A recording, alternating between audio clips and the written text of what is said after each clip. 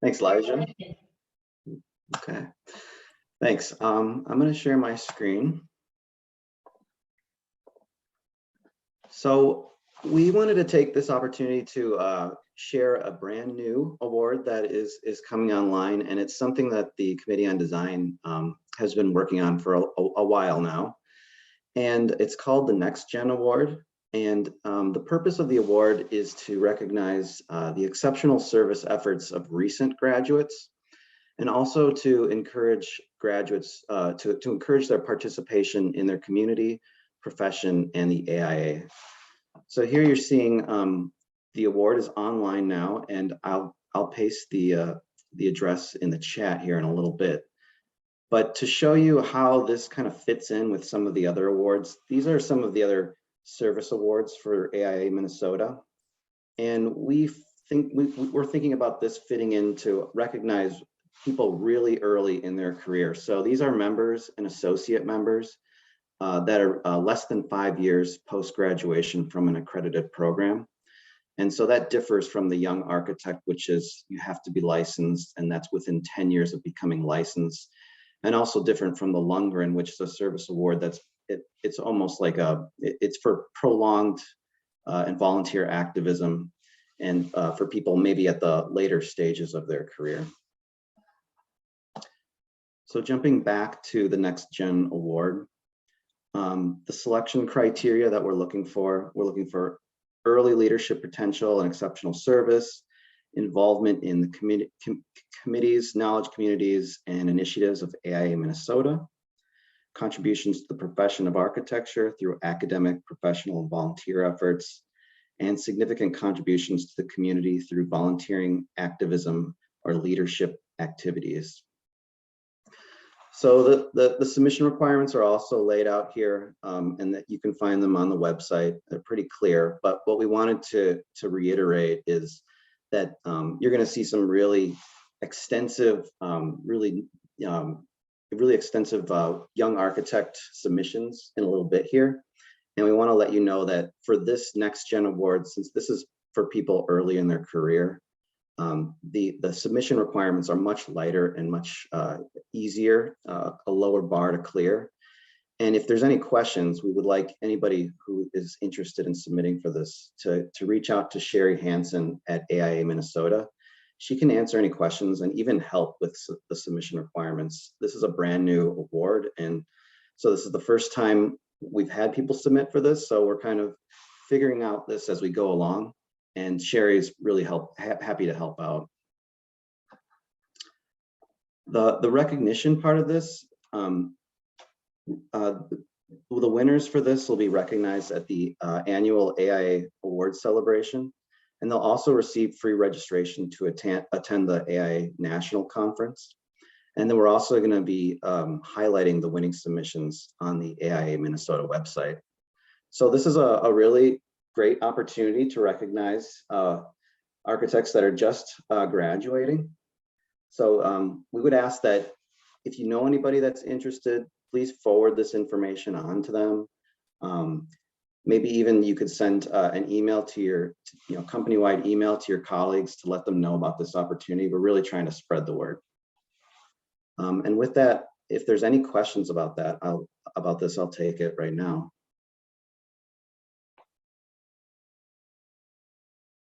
Okay.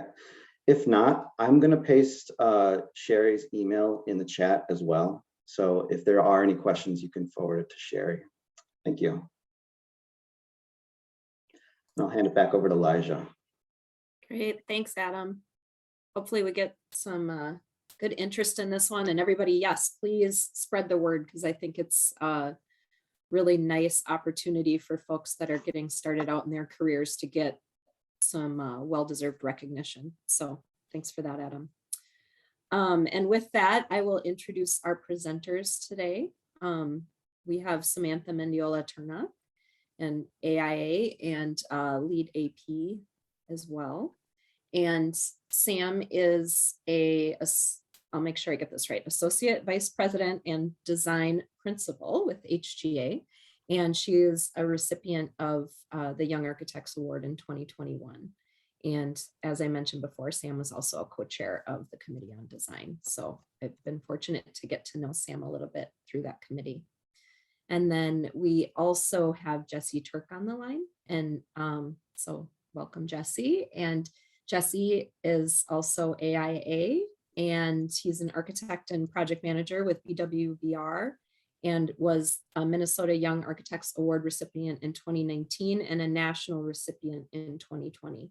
And so Jesse will be sharing his submission and tips and tricks today as well. So thank you to both of them for being here today and for sharing with everyone. And following their presentations, we can open it up to Q&A too. So if you have any thoughts, make sure you kind of note those or throw them in the chat if you feel like you want to as well. So with that, I think Sam is planning to go first, so I will pass it off to her. All right, I'll get started. All right, hopefully everyone can see my screen. Okay. So hi, thanks for joining. I will just go through this kind of maybe at a higher level, and happy to dig into anything. If you have any questions, feel free to drop questions into the chat or just interrupt me. That works too. So I submitted last year for the Minnesota Young Architects Award, and I'll go through my submissions. The thing that's not in here are the reference letters, but everything else is in here.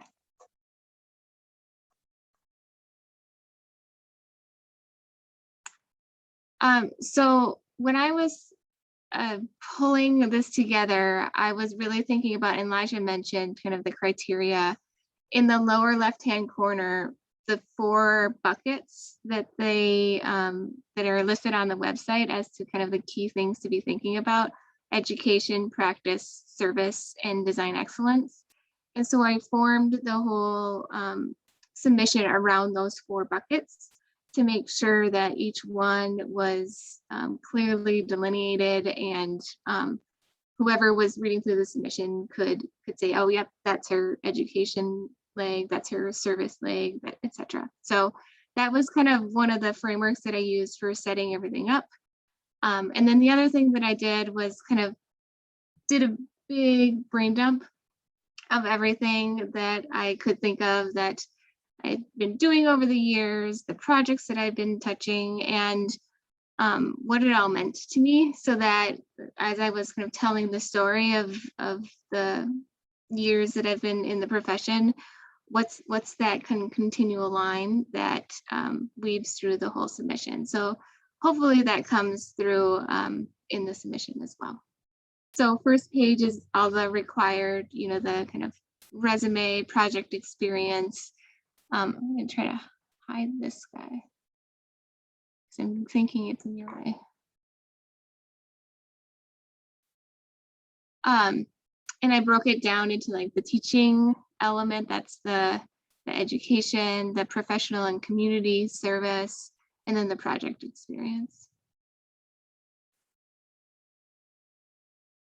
And then also the thought leadership piece of it was big for me. I really kind of getting deeper into this was talking about how my involvement in AIA and my involvement in the firm beyond project work has helped to kind of form my career and kind of become a part of me. So I made that a large portion of my submission. And then when it comes to the personal narrative that's required, I struggle a little bit with self-promotion. So I reached out to a couple of fellow coworkers or people that I work with in AIA, or even clients that I have really good relationships with, and was able to kind of pull some little snippets that I could weave into this kind of storytelling piece. And it started to really delineate the story around professional experience, advancing design, advancing practice, again starting to bring those 4 key components to a higher level so that it was really clear what I was trying to tell them. little bit more of that. And then I did a piece on firm leadership. So just one spread that talks about, what have I been doing at HG over the last couple of years, high level, kind of some of the things that I've spearheaded, as well as some graphics that start to support that. Something from the CEO that indicates that, yes, I actually did these things. And then one piece on AIA leadership and some of the elements that I've been involved with. So like Elijah mentioned, Committee on Design, Equity Council, the board, stuff like that. And then I start to get into the exhibits. So there are a certain number of exhibits that we need to provide in the submission. And one of the exhibits was on research and education, and the remaining exhibits were project work. So your exhibit can really be whatever you want it to be, but I wanted to be able to indicate that some of that education piece was elevated as well. So this was a bunch of research that I did for some design conversations at both the state and the national level. And then the next series of slides are the exhibits that were my project work. And the projects that I work on kind of vary. I don't necessarily do all libraries or all community buildings or all hospitals. So I really started to weave the story around who I was designing for, not necessarily what I was designing. So here it's designing for communities and showcasing a couple of the library projects that I've worked on.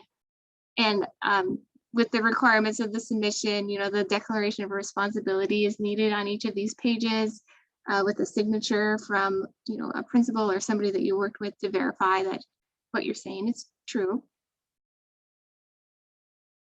And then, a hospital project again, but it's more about designing for the community versus the project type.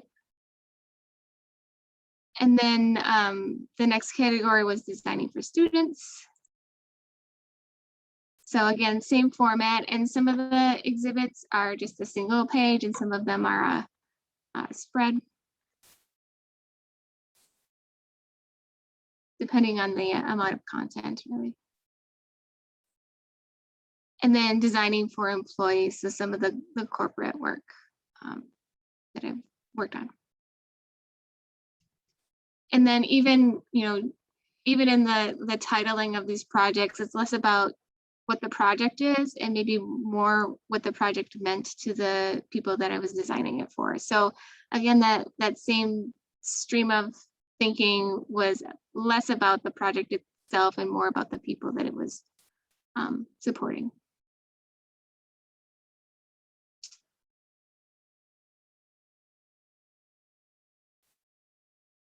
And I think this might be the last one. Oh, just kidding. One more. It's been a year since I've looked at this. So trying to make sure, there's enough text here so we'll be able to tell a story, but not filling the entire page with text so that people are overwhelmed or they get burnt out reading through the whole thing. In every case, I tried to incorporate some type of quote, whether it was from a colleague or from a client, to just kind of highlight maybe more of my impact on that project versus, a straight up project sheet. This is the project. It's really more about how I impacted the project or how my work impacted the community that the project was associated with. So I think that is the last page. So I don't know if anybody has any questions or if you want me to go deeper into anything, but that's kind of a really high level overview.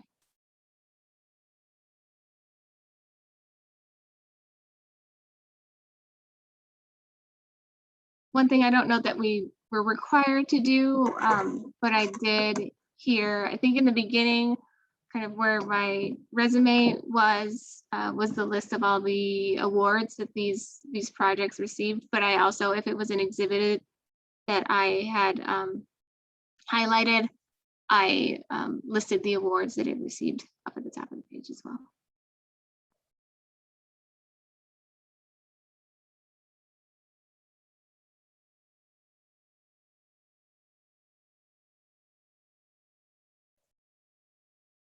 Okay, I can stop sharing if you want.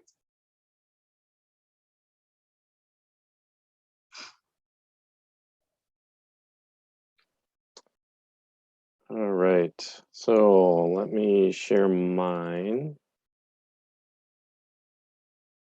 Okay, can everyone see a black screen? Mm-hmm. Okay. So I took a slightly different approach to the presentation. We'll get to my my actual submission, but I started with a more of a framework of how I was thinking of it when I was developing the presentation or submission, just that, for what it's worth, to be helpful for you all that are just starting on your journey. So again, thank you all for being here, but just be careful what you wish for, because as was mentioned in the introduction, I won the Minnesota award in 2019 and then the national in 2020. And shortly after that, just because of all of the being recognized everywhere and all the hype, I basically had to retreat to my basement office, and anytime I left my house, I had to wear a mask just so I wouldn't be hounded and recognized. And so just be careful. So but more serious, well, semi more serious note, just so we got 6 steps that I was thinking of. So start at the end, learning all the requirements, dates, deadlines, things to include. You've probably all looked at the website. The submission date's been mentioned a couple times, so you've probably seen all this, but just, at least for me, it was very helpful to come up with a list of things that you need to do and when you need to do them, and work backwards. And then make a plan, selecting your projects, activities, what story are you telling? And Sam mentioned, hitting all 4 of the criteria that were listed. I read that, and I guess I've heard it described that some people will focus on 1 of the 4, and I took it more of a general approach of just like showing the things that I thought told a good story and had good impact of what I've done in my career, and just focused on that and let the jurors decide which one it fell in. And then, so just an outline, and this is from the national submission, which is slightly different requirements than Minnesota, but they're similar in concept. So I broke it down to 5 different categories of my work with preservation, sustainability, and sustainability in architecture, but then also in volunteering and other activism stuff, and then healthcare design, because that's one of the areas I practiced in. Building your team, as was mentioned, you'll need nomination or recommendation letters. English was always one of my least favorite subjects. Sorry, Chris. But enlisting a good proofreader, and then graphics help. I'm not terribly fluent in design, so again, getting help where you need it. Just a couple examples of what recommendations letters look like, and then biggest thing is just start earlier than you think. As mentioned, you've got 8 weeks. I would say get started, if not today, tomorrow.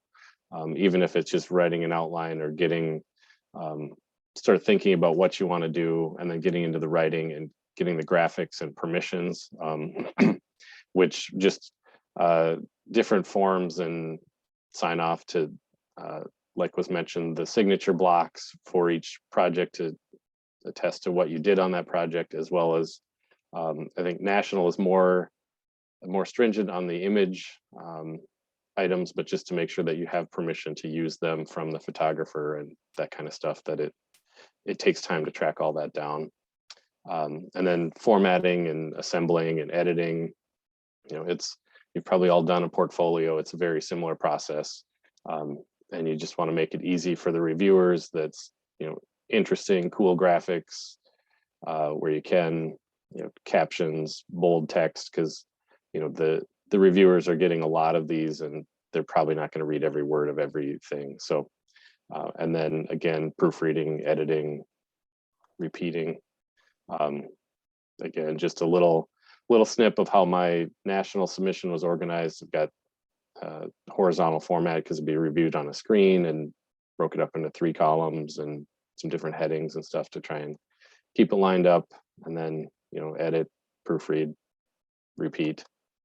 And then coming to submissions, checking, double checking, triple checking that you've got your submission is in good shape, but also just making sure that you've got all your I's dotted and T's crossed from your the requirements and all of that, and then hit submit, and then wait, and hopefully you get to celebrate after that. And if not, assuming you have time left on your 10-year clock, you can repeat. So hopefully it's the champagne time. But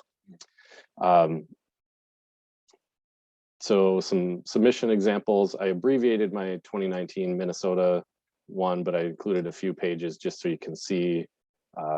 This one I did at a portrait format, but you can just see the difference. So this was the 2-column spread, lots of pictures, text, the description of the project, and then the locations and awards, like Sam mentioned, as well as the required signature block. Again, another project, and then cover of a great magazine, if you can include that as well. And then the national one, like I mentioned, I switched to a landscape format, which worked out fine, except for this was the nomination letter for me. It just feels weird, landscape, but it worked out okay.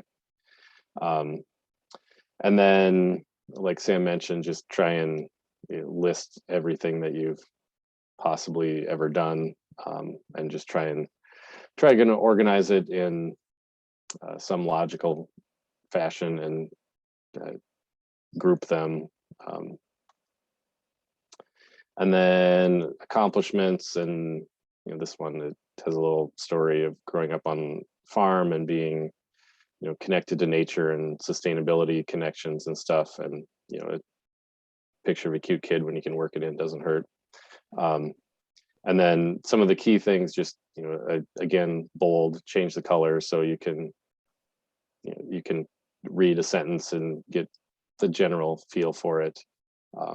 And then page 2, and picture of the family, and again, nature and outdoors, tying into my sustainability work that we'll show later. Some of the leadership credentials, different organizations I've been a part of over the years. And then getting into the project work. So this is one that was included in the previous one in the portrait format, so slightly different layout, but similar images, and I'm sure you've all done similar type things. And again, another project.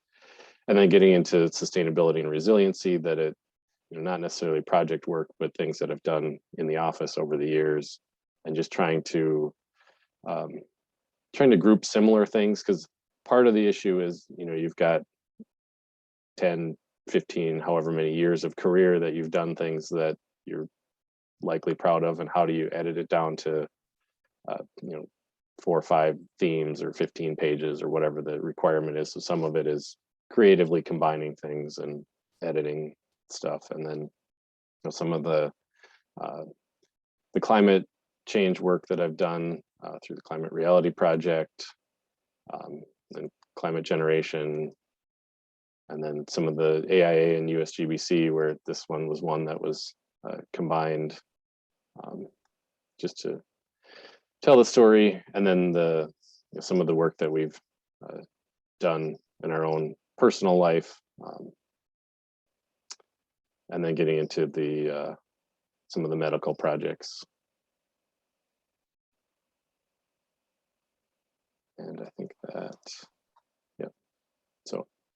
Any questions on that? It seemed really fast, but I know Jesse said start tomorrow, and I think that's actually pretty smart. I mean, I recall I spent every single day for a month, maybe, at the end of the day, 3-4 hours pulling it together. So it's not something that you can do at the last minute, but it's good to start thinking about it now, get that kind of framework put together, start asking for those nomination letters because people are very busy and you don't want that to be the thing that slips you up in hitting your deadline.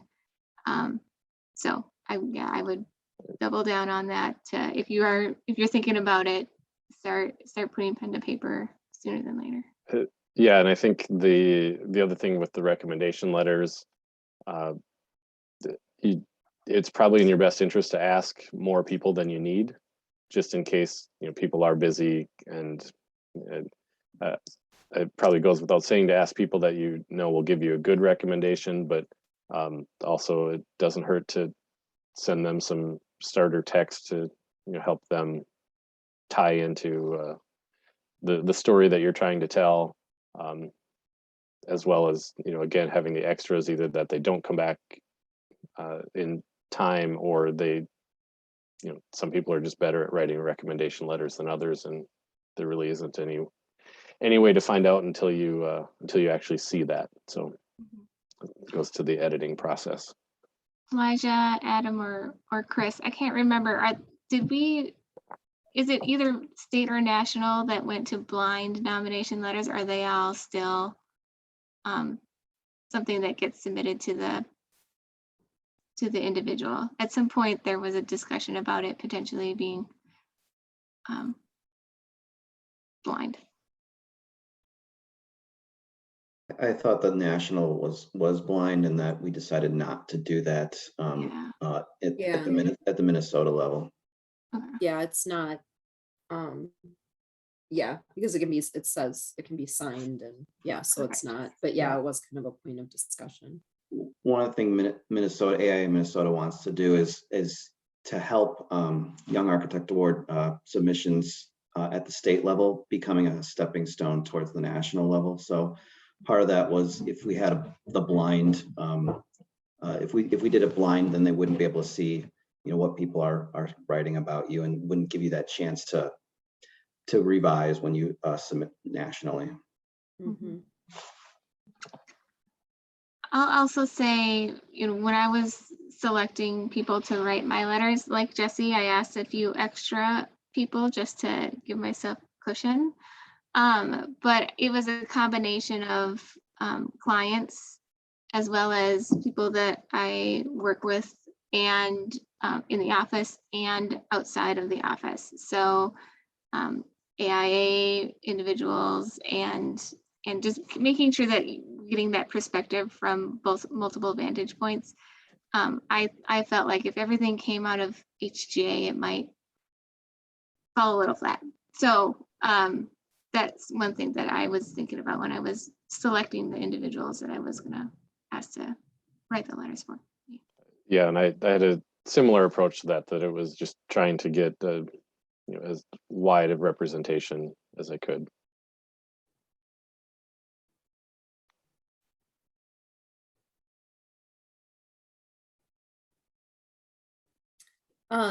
One question, I think you both spoke to this a little bit, is, obviously you're compiling 10, 15 plus years of work and experience, and it can be pretty difficult when you're in the weeds on that to edit and make sure that your storyline is consistent and making the point that you want to make.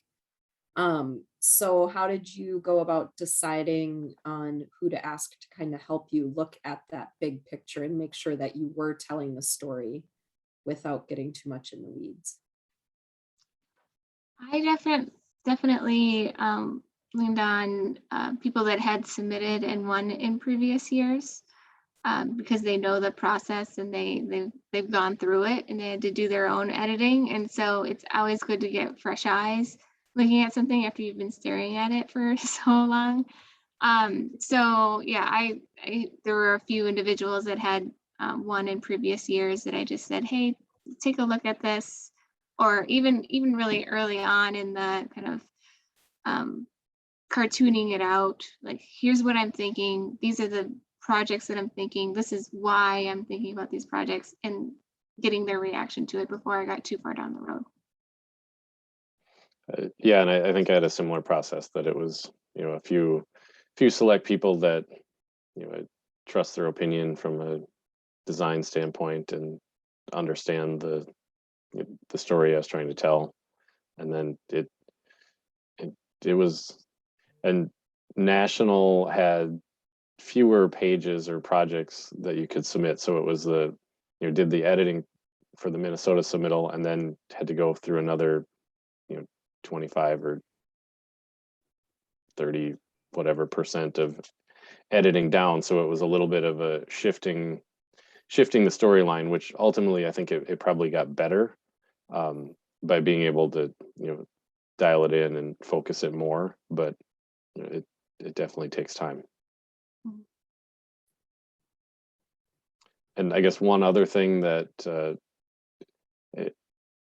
it wouldn't hurt to ask your office, like our marketing folks help, and graphics helped help some with the final formatting and tweaking on the InDesign stuff. I mean, it was I came up with the content, but just working through that, as well as getting, it helped getting the permissions for the photos and that kind of thing too, that depending on your office resources, it doesn't hurt to ask.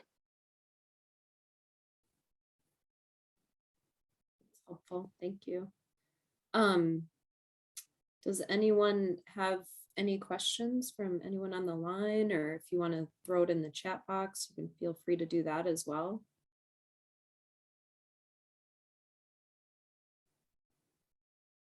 I'll just say, I think since it was really helpful for me to have people that had won the award before take a look at it, that if any of you decide to move forward with it, that I'm happy to chat with any of you. So just putting that out there. I'd be happy to do the same. That's great, thank you. Thank you both. I shouldn't be asking questions because I won't be doing a submission, but as a staff member. But I'm always struck in these open houses. It's a significant amount of work and preparation and deadline pressure that goes into pulling these submissions together. And Sam and Jesse, I'm just wondering if the submission beyond winning the award and having it for your resume, have any other value to doing this? Are you learning a little bit more about your career? You'll be able to talk about yourself a little better. Sam, you said you're not a very good self-promoter, but maybe there's ways that you've learned a little, to more subtly make sure that people are aware of your background. And the same question for Jesse. If there was anything rewarding about completing the submission beyond the actual winning the award? Yeah, 100%, Chris. I'm glad that you mentioned that, because I was thinking about that earlier. Like, going through the process for the award is it's hard work, but then you have this piece of paper, this document that is basically everything that you've done in the last X years in your career, and it's all there in one spot, and it is really fulfilling. It's really great to say, okay, look at wow, look at all the things that I've done. And because you don't really remember them on a day-to-day basis. And so to have it all in one place is really great. And then obviously, at the office, people know that I was submitting for the award. And so they would ask to see it. And so that's a nice thing to say, people that you might not work with on a day-to-day basis, or people that haven't worked with you for a really long time, can look at this laundry list of things that you've done, and it's like yeah, a little bit of that self-promotion. It's a little bit of being able to showcase some of your work. So I totally agree. It's really worth it. And I don't know anything about the fellow submission. But if anybody, you know, in the future ever wants to go after that, I mean, this is a stepping stone, and that you've captured the first 10x years to get ready for that as well. Yeah, I guess I'd agree completely that it, at least for me, it was a nice, you know, pause is probably not the right way to say it, but just an excuse to look back at the things that you've done, because oftentimes you're just, you work on a project that you pour your heart into it for however many months or years, and then it's done and you move on to the next one, or you've got multiple things going at once that you don't ever really have that chance to stop and look back. And the other thing I was thinking of, Chris, as you were asking the question, and this is maybe a double plug for AIA, but the similar to the leadership forum that I did a decade ago, I suppose, give or take. That was, you know, was from a leadership and education standpoint, it was great, but it was also, you know, just the biggest thing that I got out of it was some of the chance that you actually get to know yourself better, just some of the introspection and the, you know, things that you're not normally forced to do in your day-to-day job that, you know, it's really helpful in the long run. And the other thing that you ended on, Sam, for the path to fellowship, I think is, you know, is definitely a good start. And I know of at least one architect that went from winning the Young Architects Award to being selected to the fellows like back-to-back years, which was just kind of crazy, but a good thing to think of when you're going through it too.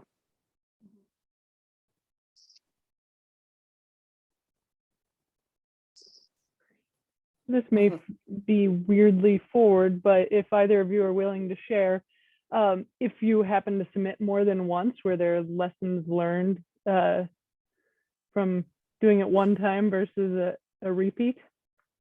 If that happened to be either of your experiences.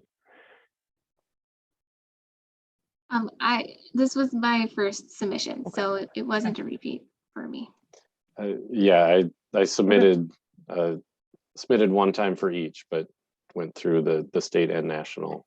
But Yeah, I have heard others that have done it multiple times, but you know, don't give up. I can confirm from a staff point that there are a number of winners that went on their second try. So, interesting. And generally, Sherry is a really good note taker. She sits in on the juries and is able to offer a little insight into what might help enhance a submission from one year to the next.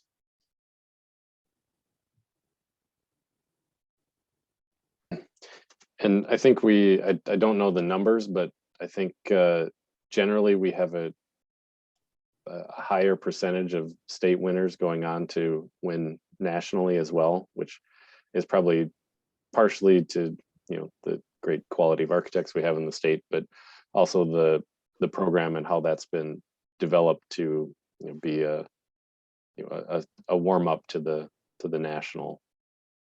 Yeah, I would agree. I mean, I also think that part of what the Committee on Design has done is to really look at the national submission and have the Minnesota submission align with that, so that it's not causing our people to rework everything. I know, Jesse, you had to do a little bit of trimming and a little reformatting, but for the most part, trying to stay in alignment with what the national submissions are from year to year, so that it does really help streamline the process for individuals that are trying to go after both. And I mean, that being said, you don't have to win state to get national, so that it's not necessarily a required stepping stone, but it's a nice way to ease into it.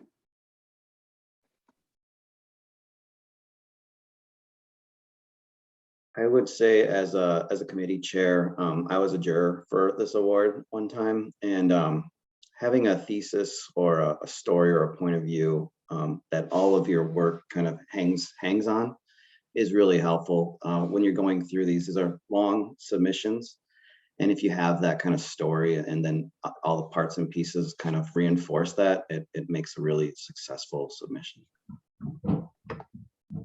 I'll just jump on this, on that note, Adam, just as a communications professional looking at Sam's and Jesse's submissions for the first time in this open house.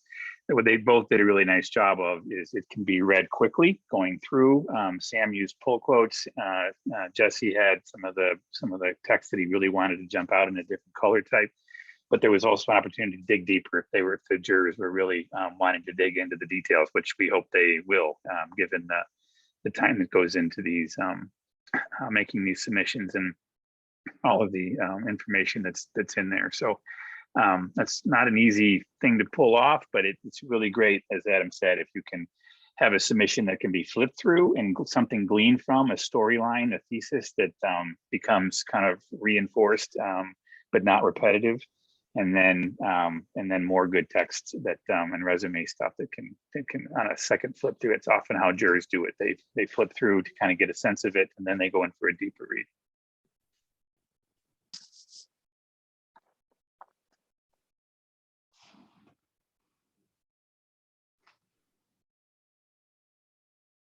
Well, with that, are there any last questions from anyone in the group? If there are, please feel free to reach out either through Chris, or you can reach out to Sherry as well. And it sounds like Sam and Jesse would both be willing to offer their insights for anyone that has questions. So, and I see Sam just dropped her email into the chat there. So Jesse, if you want to do the same. So if anyone wants to reach out and ask questions, you can. And but we really appreciate everybody being on this today, and wish you all the best in your submissions, and are excited to see you get started tomorrow. So you're gonna have a busy Friday with that, but and it's a good way to jump into the weekend.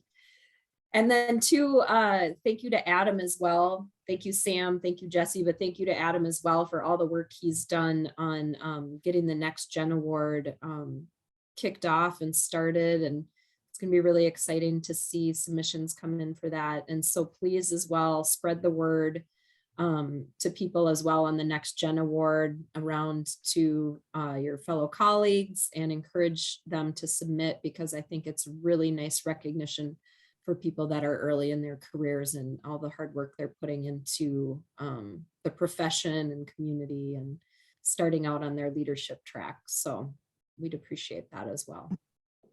And with that, if anybody has anything else they'd like to share, otherwise, thank you to everyone. Thank you, Elijah. Thanks everyone for joining us. Do reach out to staff, Sherry or myself. Sherry's really generous with her time. She spends a lot of time in these juries. She's got a lot of insight. So if you have questions, she'll have answers. I can help too. And we hope to see some great submissions this year. Everybody have a great day. Stay warm. And remember, what is it? June 3rd, right? June 3rd at noon, not June 5 3rd p.m. at noon. So keep that in mind, everyone. Take care, guys. Thank See you. ya.